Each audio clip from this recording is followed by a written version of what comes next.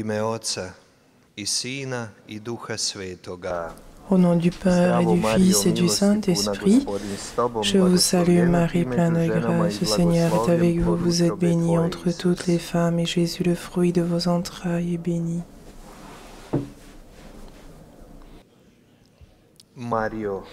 Marie, secours des chrétiens, refuge des pécheurs, reine de la paix,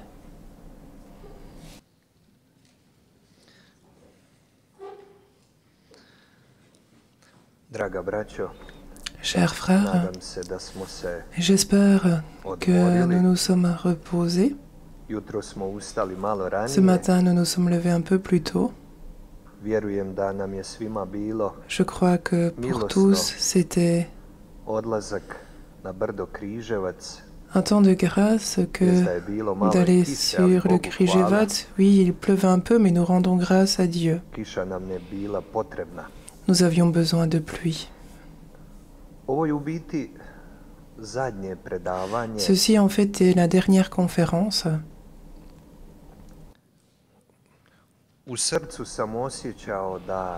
Dans mon cœur, j'ai senti qu'il était nécessaire de parler d'un thème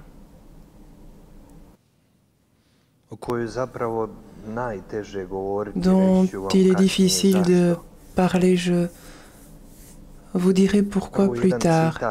Tout d'abord, une citation des Thessaloniciens, chapitre 5, verset 21, Saint Paul dit « Discernez la valeur de toute chose, ce qui est bien, gardez-le. »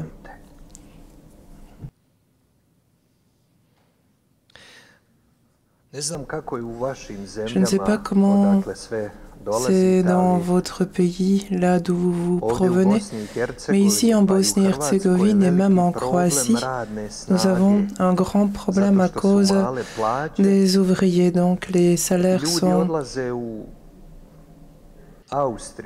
trop petits, les gens s'en vont en Autriche, en Suisse, en Allemagne pour avoir un meilleur salaire. Et ici, nous avons un problème, c'est que nous manquons de main-d'œuvre spécialisée. Et nous avons un phénomène qui est ici de certaines personnes, quand vous les appelez pour qu'ils fassent quelque chose, l'installation, le sanitaire, l'électricité, certains disent savoir faire tout. Tu lui demandes que sais-tu faire, je sais faire tout. Et il faut faire attention de telles personnes car généralement ce sont des personnes qui ne savent rien. Mais plus tard, quand il a terminé son travail, tu vois, entre guillemets, qu'en fait, il ne savait pas bien travailler. Pourquoi est-ce que je vous parle de ceci? C'est un exemple ordinaire de la vie quotidienne, afin que nous puissions comprendre le thème dont je désire un peu vous parler. Il y a une chose qui, je dirais, est la plus nécessaire pour les prêtres aujourd'hui ainsi que dans l'Église. C'est un thème. Imaginez Saint Thomas d'Aquin qui est une des personnes les plus brillantes dans l'histoire de l'Église catholique qui parlait de tout parce que Dieu lui avait donné de tels dons. Il a écrit sur tant de choses. Et imaginez quand Saint Thomas d'Aquin dit qu'il y a un thème qu'il ne veut pas toucher parce que c'est un thème qui est trop exigeant, qui est le plus dur. C'est le thème de discernement des esprits. Le discernement des esprits. Et ne pensez pas que je veux parler de ce thème, ne pensez pas que je sais quelque chose. Ce que je vous dis, je vais vous citer des choses que j'ai lues parce que vraiment je sens que je suis un ignorant par rapport à cela. mais j'ai le sentiment que je dois partager ceci avec vous. Discerner les esprits, chers frères prêtres, combien cela est important aujourd'hui. Pourquoi? Nous voyons qu'aujourd'hui se multiplient les révélations, les apparitions. Aujourd'hui, vous avez presque dans toutes les paroisses une personne qui dit qu'elle a eu des apparitions de Dieu le Père ou de Jésus-Christ, de la bienheureuse Vierge Marie. Et il y a une certaine littérature qui est diffusée. Il n'y a plus cette imprimature ou la protection, comme l'Église le faisait autrefois. Et aujourd'hui, les fidèles ainsi que nous-mêmes, nous sommes perdus dans cette multitude de littérature sur les apparitions comme jamais auparavant de l'histoire de l'Église. Qui va discerner tout cela? Qui va séparer l'ivraie du blé? Et alors les gens viennent vers nous pour nous demander, on t'apporte un livre, on t'apporte un manuscrit d'une certaine révélation et toi tu dois le lire, tu dois voir ce que c'est donné. Des conseils et rien n'est clair et tout est bien emballé comme une vraie littérature catholique, mais il y a quelque chose qui te pousse à la fin de tout cela de mettre un grand point d'interrogation. Combien l'Esprit Saint en nous est important et nous n'en avons jamais suffisamment car par nous-mêmes, par notre intelligence, nous pouvons avoir des doctorats de théologie, de sciences naturelles et à nouveau quelqu'un va nous faire traverser l'eau en ayant toujours soif afin que, car pour discerner ce qui est vérité, mensonge ou demi-vérité, il faut vraiment avoir l'Esprit Saint et être ouvert à l'Esprit Saint. Mais qui est appelé à cela? Eh bien, nous les prêtres, nous sommes appelés à collaborer avec l'Esprit Saint afin de discerner ce que sont les pièges du mauvais. Je vais vous dire en cours quelques petites choses. Je vous ai dit, j'ai lu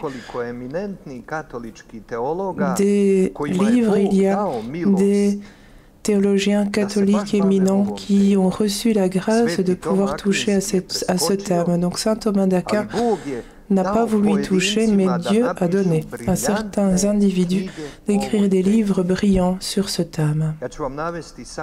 Et je vais vous citer quelques auteurs, vous pouvez prendre note si certains d'entre vous le veulent. Et si vous voulez un peu mieux approfondir ce thème, il y a un auteur italien qui s'appelle Scaramelli, qui a fait une œuvre qui est le discernement des esprits.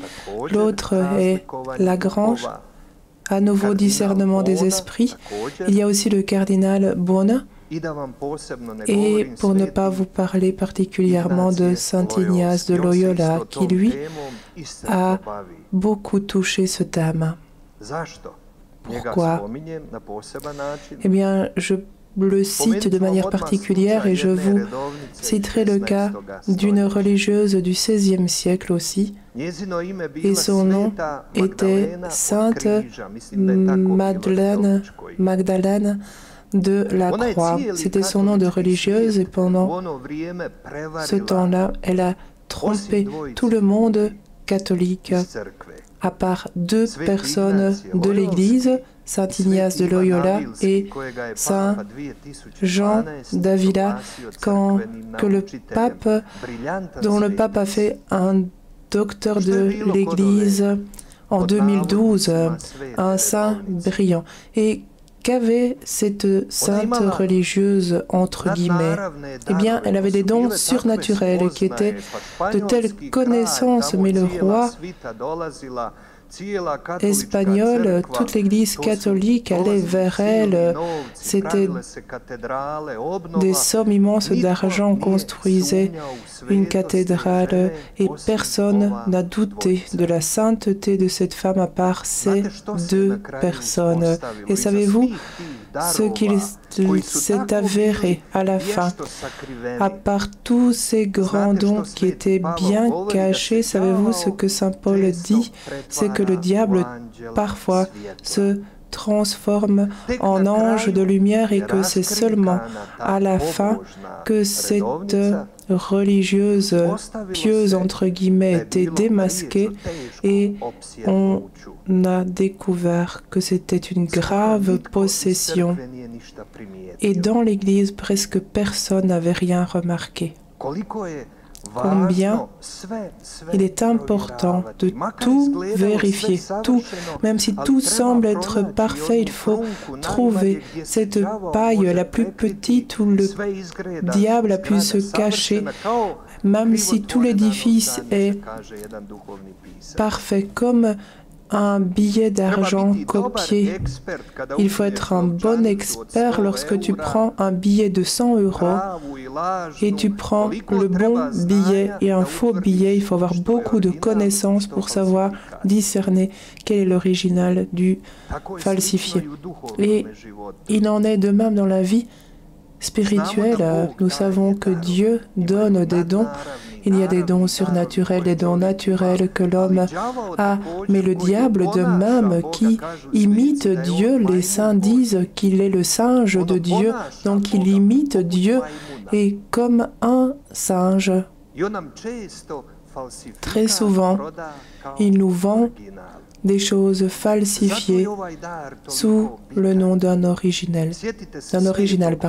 Et c'est pourquoi ce don est très important. Souvenez-vous de la communauté de Corinthe et de Saint Paul. Et là, il y avait beaucoup de dons. L'Esprit Saint était descendu et les dons étaient multiples, mais là où il y a beaucoup de dons, le diable s'y mêle facilement et commence aussi à semer ses propres dons. Et Saint Paul avait remarqué cela.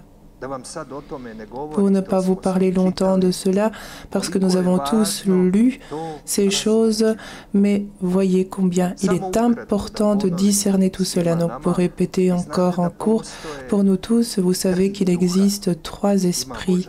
Il y a l'esprit divin, l'esprit diabolique et l'esprit humain.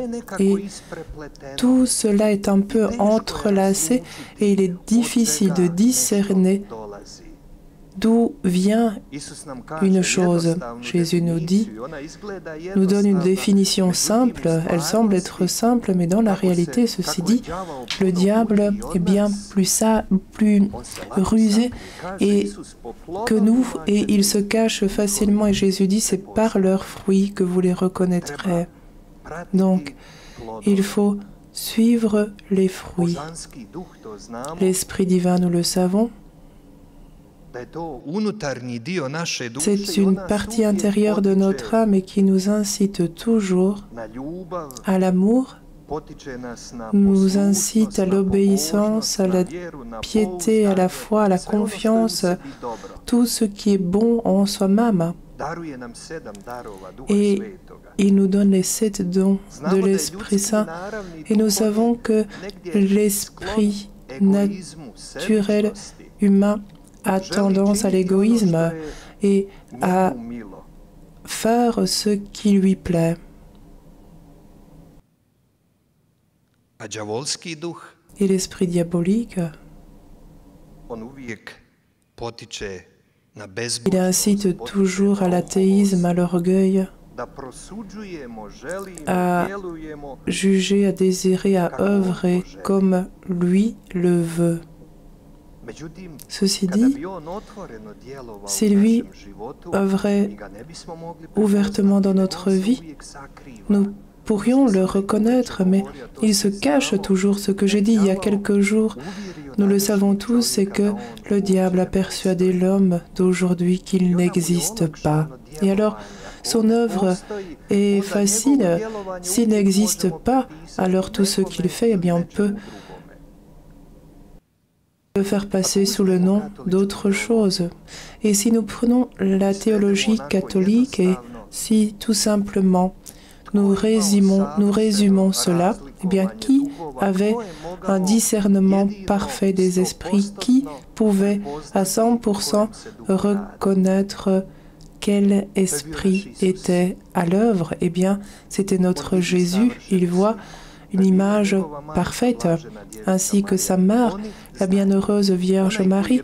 Eux savent, ceux qui sont sans péché peuvent reconnaître même le plus petit détail.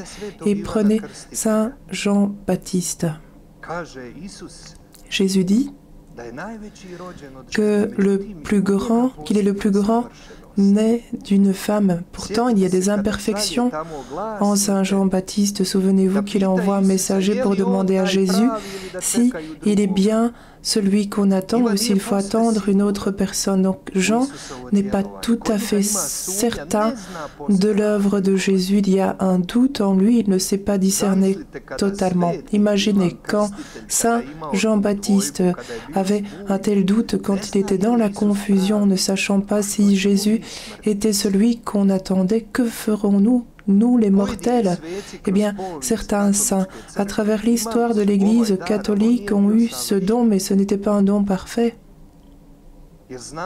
Parce que nous savons que chaque don peut être, comme le dit la théologie, connaissance, ou bien un don que nous avons acquis ou reçu comme un don que nous n'avons pas du tout mérité, ou bien cela peut être une connaissance. Et nous savons comment nous allons acquérir la connaissance, c'est faire des études, observer, avoir de l'expérience, lire beaucoup de livres de personnes qui sont plus intelligents que toi pour en arriver à des conclusions. Et nous, en tant que prêtres, nous sommes vraiment dirigés vers cela. C'est que nous devons lire sur ce thème, réfléchir, mais aussi tout d'abord nous ouvrir à l'Esprit Saint pour pouvoir reconnaître. Chers frères prêtres, en quelques pas, je vous répète, ce thème est un thème très exigeant. Une fois, j'ai eu des exercices spirituels pour des prêtres et j'ai parlé, cela m'a épuisé. En lisant et en parlant, j'ai vu que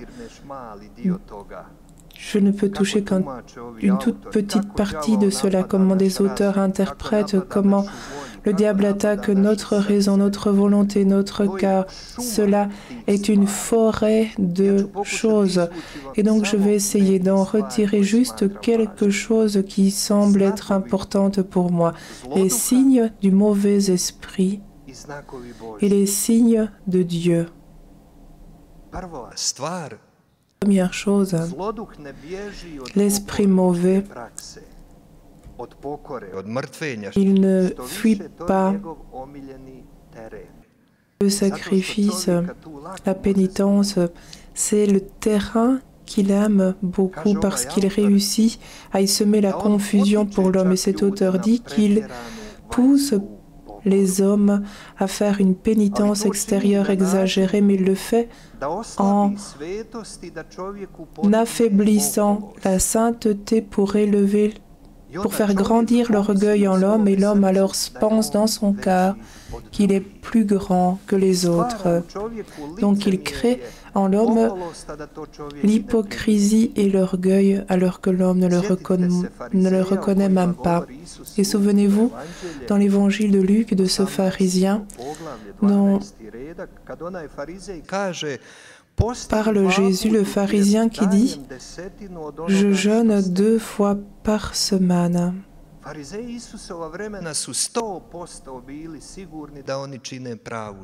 Et je verse le 10e de tout ce que je gagne. Les pharisiens du temps de Jésus pensaient qu'ils faisaient des choses correctes à 100%. Ils ne pouvaient pas reconnaître ces petites choses. Jésus leur dit qu'en faisant toutes ces petites choses, ils ont oublié de reconnaître ce qui est l'essentiel. Et c'est ainsi que le diable fait avec une âme. Il crée des scrupules et lui fait tourner sur elle-même autour de petites choses. Et comme Jésus le dit, nous écrasons les moustiques et nous avalons des chameaux. Nous passons au-dessus de grosses choses comme si elles n'existaient pas, et puis nous nous occupons avec des petites choses.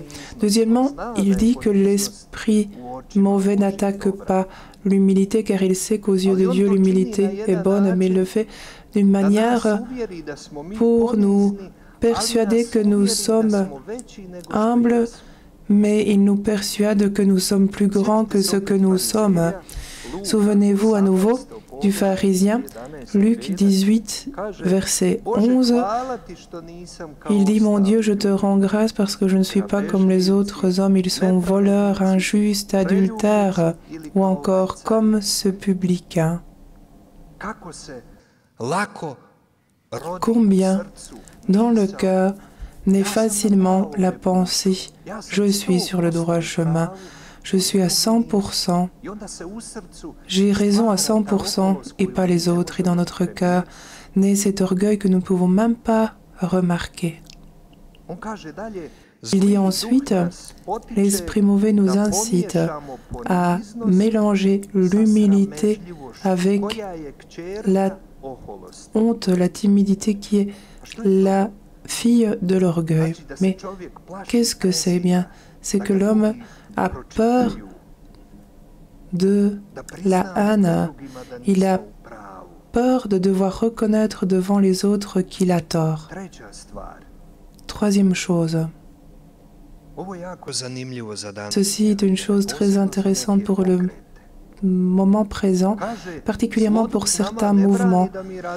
Le mauvais esprit ne nous interdit pas de réfléchir sur la Sainte Écriture. Il cite la Sainte Écriture, vous savez, quand le diable éprouve Jésus, mais Jésus a l'épreuve dans le désert, il cite la Sainte Écriture, mais cet auteur dit « Le diable ne conseille pas à l'homme de faire des choses qui sont simples et qui sont modestes, comme prier le Notre Père, mais il va l'inciter à des citations de la Sainte Écriture où l'on parle de grandes choses, de choses suprêmes. Donc, où l'on parle de spectacles, où il y a des dons surnaturels, des choses spectaculaires, des grands miracles, où c'est un peu comme un cirque, des choses divertissantes. Et nous regardons certains mouvements dans l'Église aujourd'hui, ce sont des dons, des spectacles, des événements. C'est comme s'il y avait une manifestation, un festival. Et l'Esprit Saint incite toujours à ce qui est modeste, à ce qui est simple.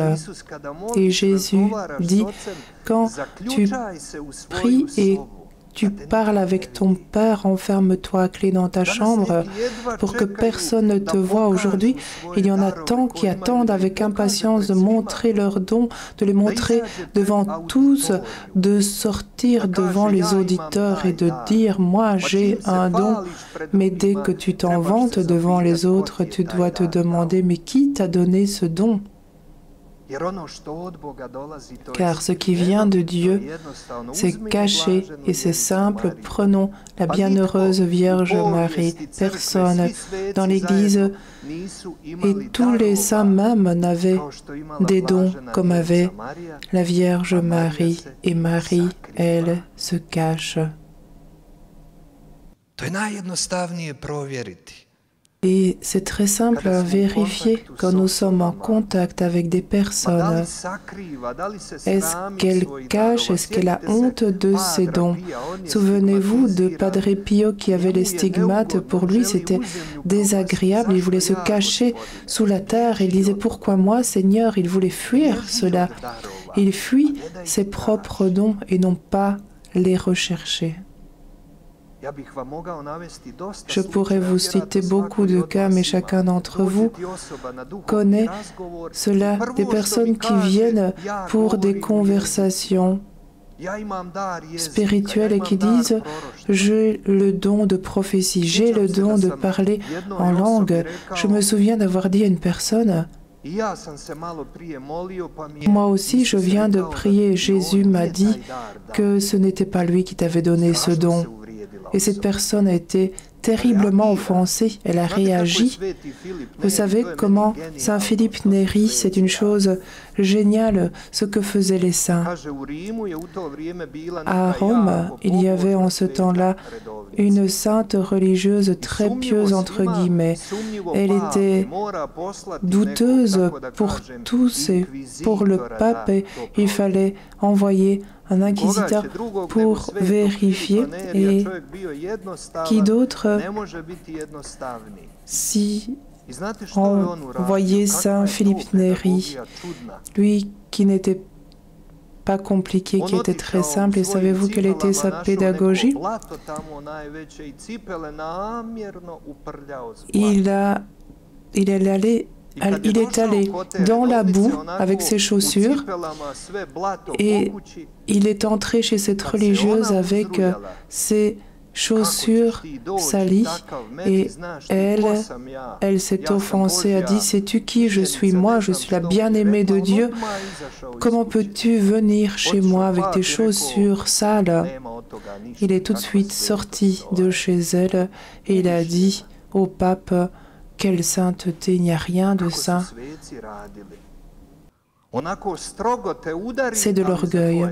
Voilà combien les saints étaient sévères. Ils frappaient, mais pour le bien. Voilà, il faut parler de telles choses. L'humilité est le plus grand don que l'homme puisse avoir. Il y a encore une chose que l'esprit mauvais utilise, et nous en avons beaucoup aujourd'hui. Lagrange dit: il incite l'homme à faire ce qu'il ne devrait pas faire. Et il dit ceci: une religieuse qui est entrée dans un couvent du Carmel ou un couvent des sœurs Clarisse, il la persuade que ce n'est pas pour elle, mais qu'elle doit aller témoigner dans les missions. Ou bien le contraire, une personne qui fait quelque chose de tout à fait autre, il lui dit: cela n'est pas pour toi, il faut que tu ailles travailler, faire autre chose. Et dans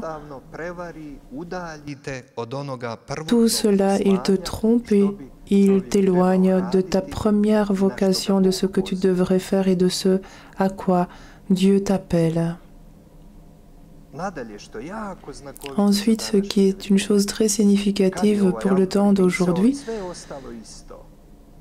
cet auteur l'a écrit il y a longtemps, mais c'est resté le même au point de vue dogmatique. Dans le domaine dogmatique, si quelqu'un est trop conservatif et garde la tradition, le diable va le persuader qu'il faut qu'il s'ouvre au courant moderne de l'Église pour progresser.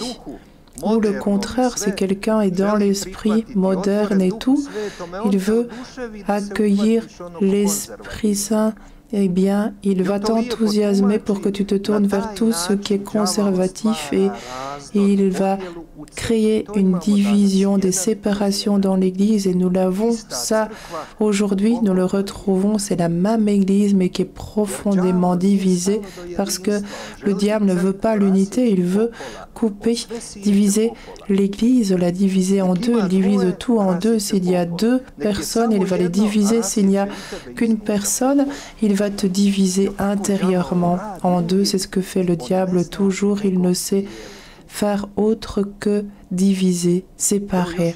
Encore un autre exemple du temps de la première communauté chrétienne, lorsque les premiers chrétiens qui en fait avaient une origine juive, l'Esprit Saint les persuade de revenir à la loi de Moïse. Et alors qu'ils ont accueilli la force, la puissance de l'Esprit Saint et le christianisme, mais l'Esprit mauvais les persuade de revenir à la loi ancienne. Tant de choses qui vont amener l'homme à la confusion. Lagrange dit, en ce qui concerne l'espérance, l'esprit mauvais travaille sur cela pour transformer notre espérance en convoitise. Vous savez que dans la vie spirituelle, la chose la plus importante est la patience. Sans patience, il n'y a rien. Sans patience, tu ne peux pas terminer ta maison, faire des études. Il faut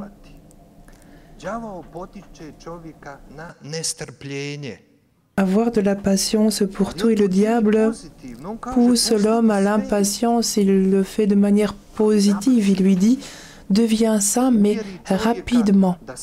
Il persuade l'homme qu'il doit devenir saint. Il lui trace un but « Je dois devenir saint ». Et quand il voit que pour l'homme que ça ne va pas, qu'il ne sait pas le réussir tout de suite, cet homme tombe dans le désespoir, et c'est ce que veut le diable.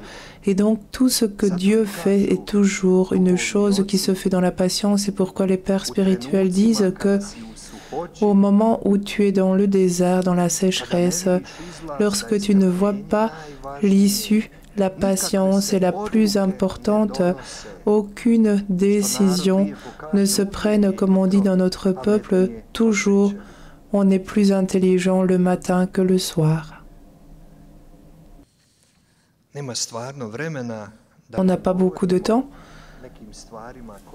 pour que je vous parle de choses dont je voulais vous parler, mais je vous conseille, et vous l'avez peut-être déjà lu, il y a ces règles de Saint Ignace de Loyola qui nous aident dans le sacerdoce, lui essayer de manière simple de résumer ce qui est le plus important et essentiel pour le prêtre. Vous pouvez trouver cela dans des livres ou sur Internet, donc des conseils courts ou des règles pour discerner les esprits de Saint Ignace de Loyola.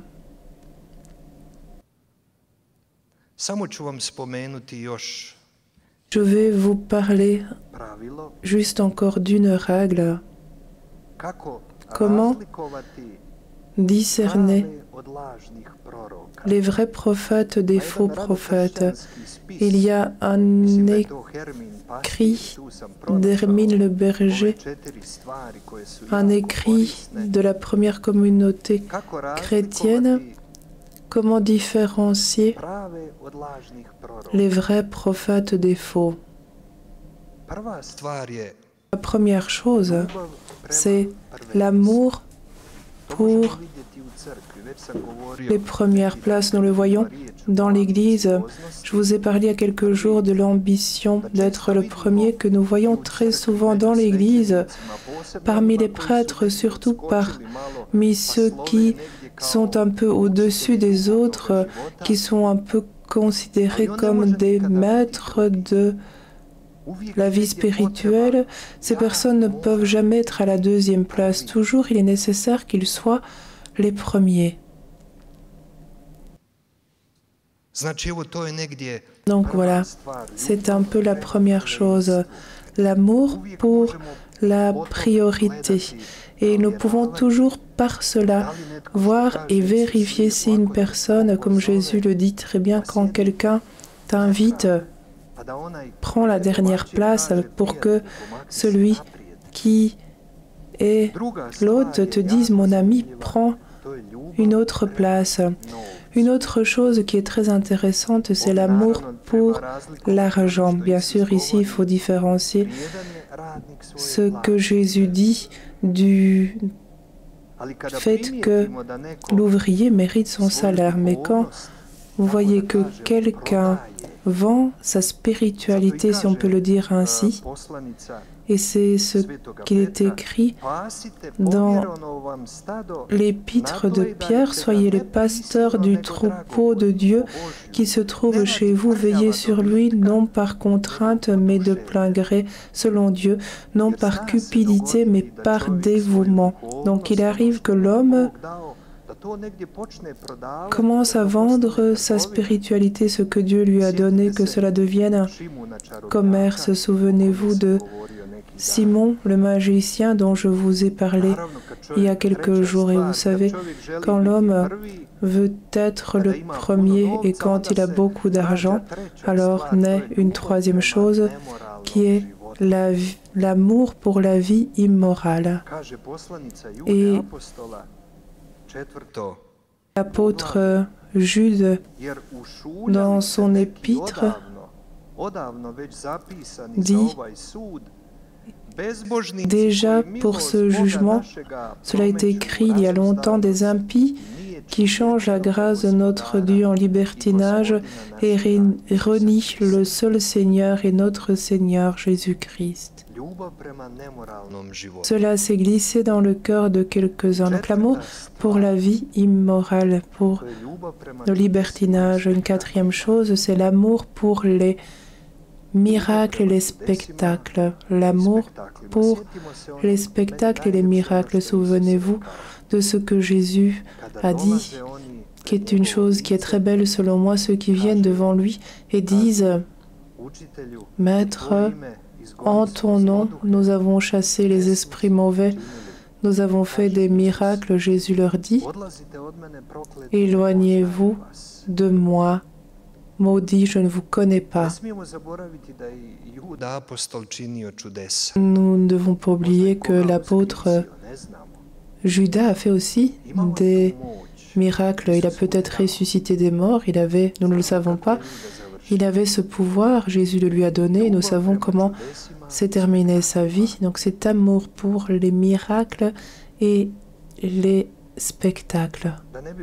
Et pour ne pas trop parler de ceci, je vais en cours finalement, chers frères prêtres, dire,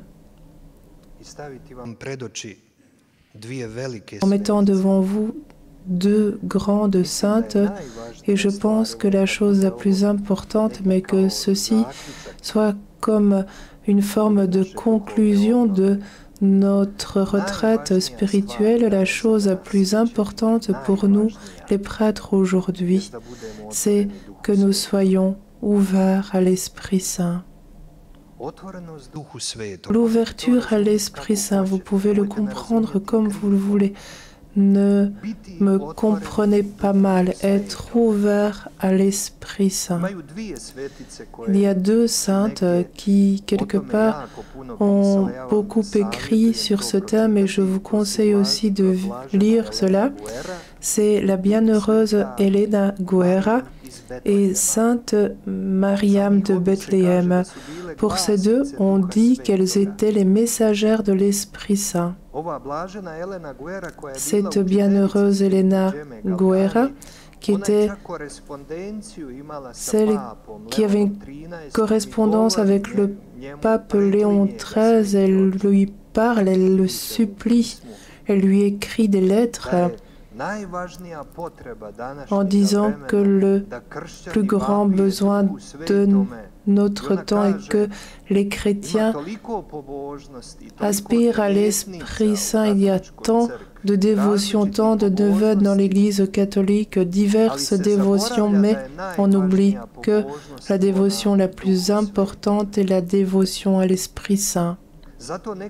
C'est pourquoi certains prêtres, et je suis d'accord avec eux, ils parlent d'un besoin aujourd'hui lorsque nous parlons, lorsque nous œuvrons en tant que prêtres, d'être dans l'onction de l'Esprit Saint, que nous soyons loin intérieurement, que ce que nous disons, nous ne le disions pas nous, mais que ce soit une collaboration avec l'Esprit Saint. Et vous avez certainement fait l'expérience, tout comme moi, quand nous sortons devant des personnes et nous parlons, et nous voyons que nos paroles n'ont aucun poids. Et Saint Paul dit que notre parole doit être comme une épée à deux tranchants quand nous frappons. Donc notre parole doit être ointe, elle doit être dans l'Esprit Saint, car c'est seulement ainsi que nous pouvons toucher le cœur des hommes. Et il y a aussi une chose que je voudrais vous dire que nous oublions aujourd'hui, et je pense que c'est une grande plaie, un ulcère de l'Église d'aujourd'hui, c'est que nous donnons peu de temps pour la prédication. Je connais des prêtres où les prêtres viennent à l'église, ce sont des jours de fête, les messes matinales, etc. Et il n'y a pas d'homélie. on lit l'Évangile et on fait tout de suite la prière avec la présentation des intentions. Est-ce qu'on ne peut pas parler pendant 5 minutes si on n'a rien à dire?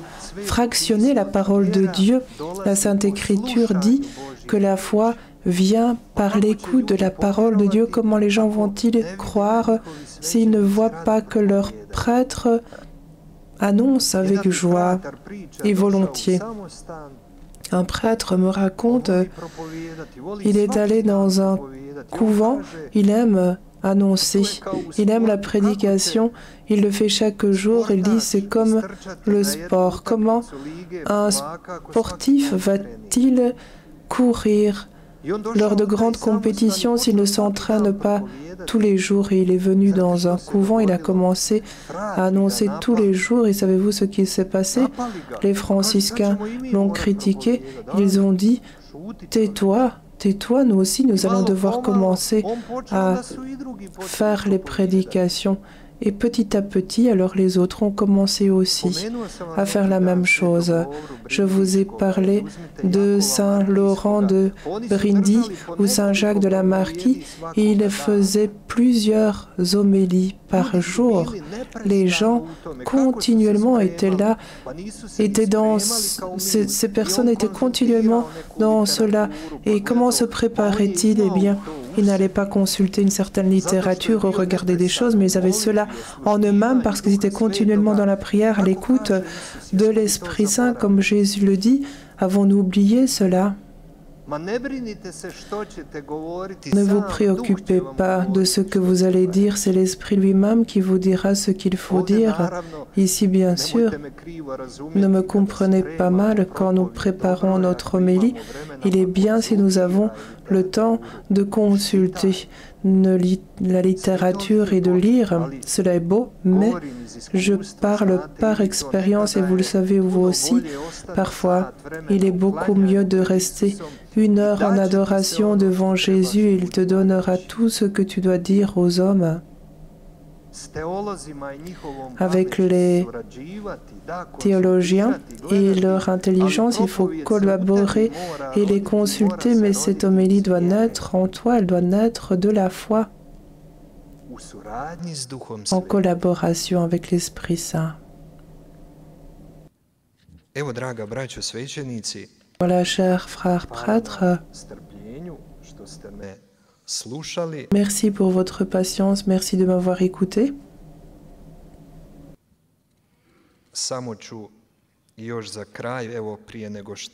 Je vais encore à la fin, avant de lire les informations et les annonces, nous allons seulement brièvement rendre grâce, gloire au Père, au Fils et au Saint-Esprit.